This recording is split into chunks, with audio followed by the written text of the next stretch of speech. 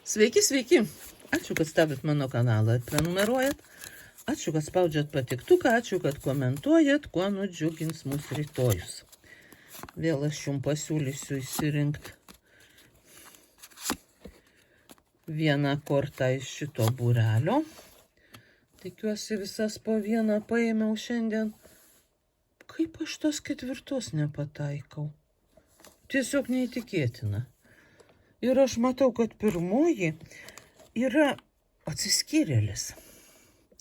Tai situacija, kai jūs norit pabūt vieni, pamąstyt, kažką apgalvot ir galbūt sukurt kokį nors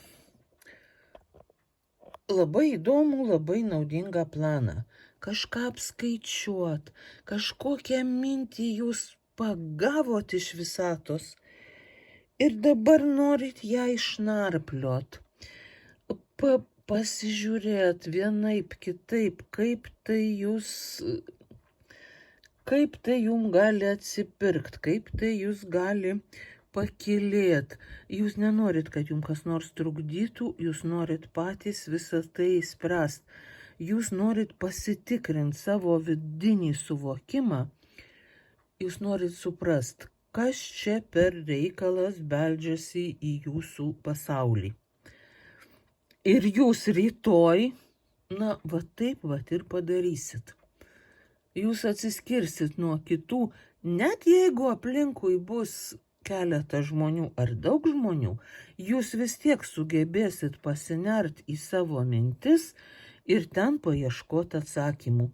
Ir jūs juos rasit, nes jūs jau turite tą žibintą, kuris jums nurodys, kas čia yra, kodėl, kaip ir už kiek.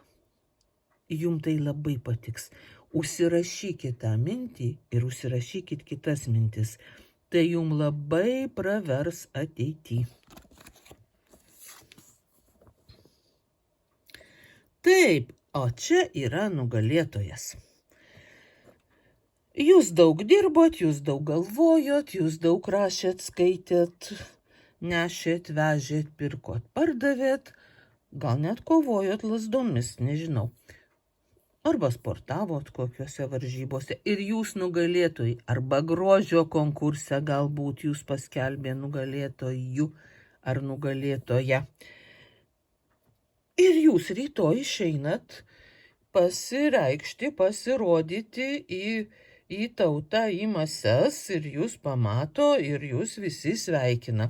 Dabar žinot, kaip tai lengva padaryti? Visi žinom, kad internete mes galim visai pasirodyti, pasireikšti, parodyti savo medalius, laimėjimus, savo visokius nuopelnus ir visi matys ir visi siūs mums širdeles ir visaip komentuos ir sveikins.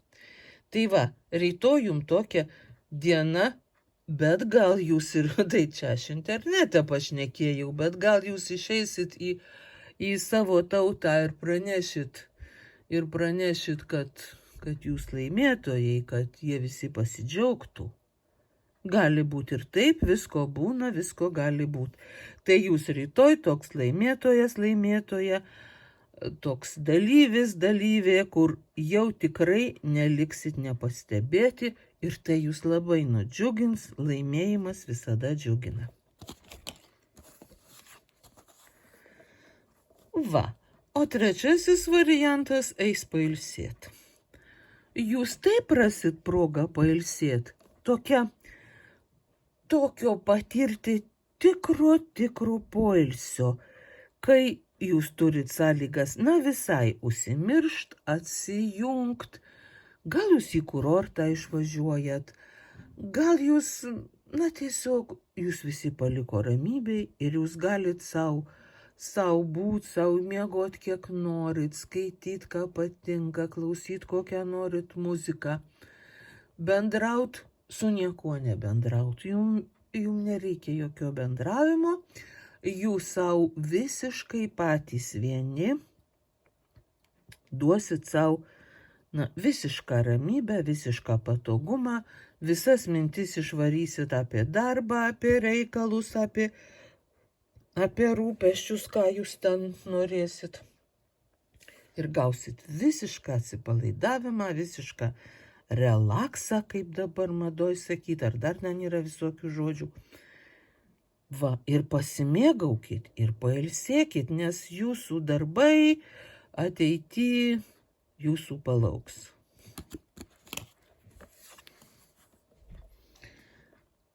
O, ir baliaus karalius. Tai taurių karalius, tai jūs rytoj, 4. variantas, pasijusit savo kompanijos sielą, dėmesio centre, nuo jūsų tiesiog